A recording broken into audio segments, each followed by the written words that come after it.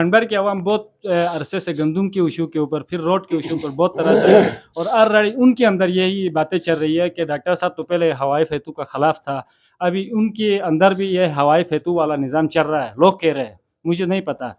लेकिन खनबर रोड का ऑलरेडी आपको भी मालूमात है, अगर किसी ठेकेदार ने करप्शन किया तो उसके ऊपर आपने आवाज़ उठाया या किसी कोर्ट में गए या किसी मतलब मोतदर हलकों में आपने ये बात चलाया? बहुत अच्छा सवाल किया आपने।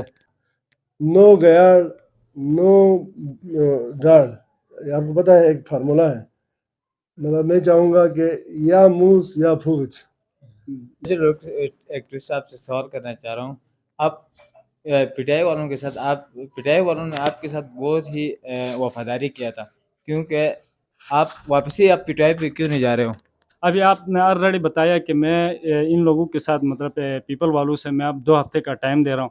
अलबत्ता अल्लाह करे आप नून में जाना चाहे तो आप वहाँ गए तो वहाँ ऑलरेडी किमियात खान बैठा हुआ है, यहाँ वहाँ उसके साथ कोई बार्गेनिंग हो सकती है? बहुत सारे इश्यूज हैं, मैं लड़ रहा हूँ इलेक्शन, और मसाइल कम्युनिटी के बहुत सारे हैं, तो मैं यहाँ पे जो नोटेबल्स बैठते हैं या आवाम बैठी, मैं उनसे पूछूंगा कि आप मुझसे जो सवाल करना चाहते हैं, मुझसे क्या एक्सपेक्ट करते हैं, वो ज़रा पूछें। अच्छा डॉक्टर साहब, मेरा सवाल ये है कि आवाम के अंदर एक चमगोई चल रही है कि डॉक्टर साहब चाह रहा है कि यहाँ पे मतलब सियासी अपना शो दिखा के दूसरों की जगह में बार्गेनिंग करेगा। अभी आपने ऑलरेडी बताया कि मैं इन लोगों के साथ मतलब पीपल वालों से मैं अब 2 हफ्ते का टाइम दे रहा हूँ। अलबत्ता अल्लाह करे आप नून में जाना चाहे तो आप वहाँ गए तो वहाँ ऑलरेडी किमियात खान बैठा हुआ है, यहाँ वहाँ उसके साथ कोई बार्गेनिंग हो सकती है? नहीं, मैं इंशाल्लाह मैं कहीं नहीं जाऊँगा, मैं पीपल पार्टी में हूँ। जो मेरा अल्टीमेटम है उस वक्त तक सॉल्व नहीं हुआ तो मैं आज़ाद इलेक्शन लड़ूंगा, उसके अलावा कोई ऑप्शन नहीं है मेरे पास। नो गयार नो गार्ड, आपको पता है एक फार्मूला है, मतलब मैं चाहूँगा कि या मूस या फूच। ज़बरदस्त। नहीं समझे आप? अच्छा डॉक्टर साहब, एक सवाल और है मेरा, जी। फिर आवाम के पास जाएंगे। खंडर के अवाम बहुत अरसे से गंदम के इशू के ऊपर, फिर रोड के इशू पर बहुत तरह से और ऑलरेडी उनके अंदर यही बातें चल रही है कि डॉक्टर साहब तो पहले हवाई फेतू का खिलाफ था, अभी उनके अंदर भी ये हवाई फेतू वाला निज़ाम चल रहा है, लोग कह रहे हैं, मुझे नहीं पता। लेकिन खनबर रोड का ऑलरेडी आपको भी मालूमात है, अगर किसी ठेकेदार ने करप्शन किया तो उसके ऊपर आपने आवाज़ उठाया या किसी कोर्ट में गए या किसी मतलब मोतदर हलकों में आपने ये बात चलाया? बहुत अच्छा सवाल किया आपने। जहाँ तक आपका कि जी मैं कोर्ट में गया या मैंने आवाज़ उठाई, खनबरी रोड को तबाह करने वाला ही गयाड़ वाला है, नहीं गयाड़ वो गाड़ वाला है, गयाड़ वाले उनके सपोर्टर रहे। ये बात आपको बाद में सोच के पता चलेगा कि ये जो गाड़ और गयाड़ क्या है। ये कारतुल से नरोन्नमाल वाला रोड ख़राब करने वाले हमारे एक्स मिनिस्टर साहब, और अभी ये जो अभी इलेक्शन कंटेस्ट कैंडिडेट है, इन्होंने पैसे भी लेके कारतुल से नरोन्नमाल रोड का बेड़ा गर्क किया, बनाया ही नहीं, वो पैसे खाए। अवाम उनसे सवाल करे ना। और दूसरी बात यह है जो आप बता रहे हो, इसको भी अभी ये जो फ्लड आके पानी आया ज़्यादा आके उसमें रोड भी बह गया, उसमें हमारा कोई कसूर नहीं, हमने तो जाके इमरजेंसी लगवाई, ठेकेदार और डिपार्टमेंट ने अगर काम नहीं किया और हर साल पानी आता है, तो मेरी ये सजेशन है गवर्नमेंट को कि इसका लेआउट चेंज करें।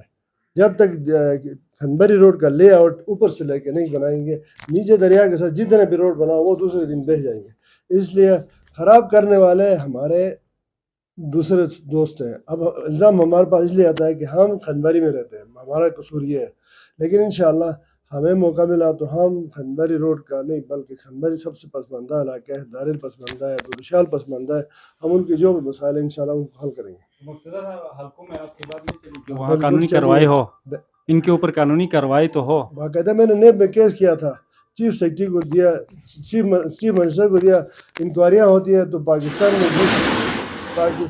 पाकिस्तान में जो काम नहीं करना है कमेटियाँ बनाओ, बस अभी तक वो कमेटियाँ चल रही है, वरना तो सज़ा हो गई इन लोगों को, असेंबली में नहीं जेल में होना चाहिए।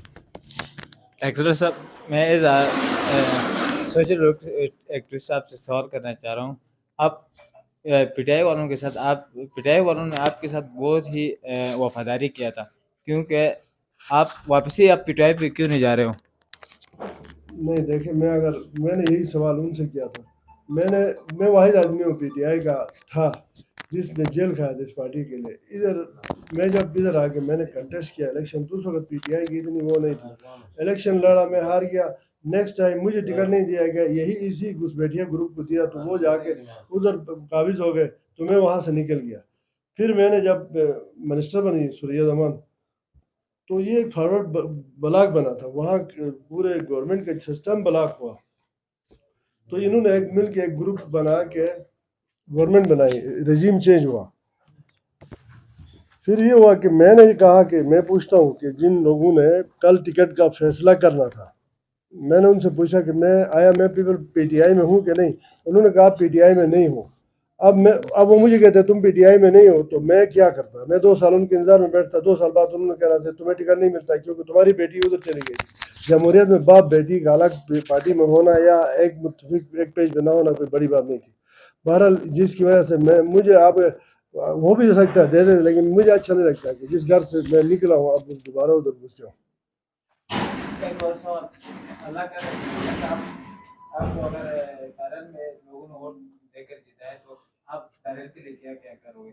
میں داریل کا ہر وہ مسئلہ حل کروں گا انشاءاللہ. دیکھیں ہمارے پاس 5 کروڑ کی اے ڈی پی ہوتی تھی جو ریزرو سیٹس پہ, اور وہ بھی جن کو اربوں ملا ہے وہ بھی حساب دے دیں, ہم بھی ہمارا بھی دیکھیں. تو ہم نے وہ 5 کروڑ میں زیادہ کام کیا جنہوں نے 1 ارب میں نہیں کر سکے, اور انشاءاللہ ہمیں اے ڈی پی اچھی ملی اور ہمیں موقع دیا عوام نے. تو ہم داریل کا ایجوکیشن, ہیلتھ, بجلی, روڈ اور بہت سارے یہ جو ویٹ ایشو ہے بہت سارے انشاءاللہ. ہم گلگت بلتستان کے گیٹ وے پہ رہتے ہیں. ہم اس کو داریل خوبصورت نیچرل ریسورسز والے ویلی ہے, یہاں بہترین قسم کی یہاں پہ ڈیولپمنٹ ہوئی.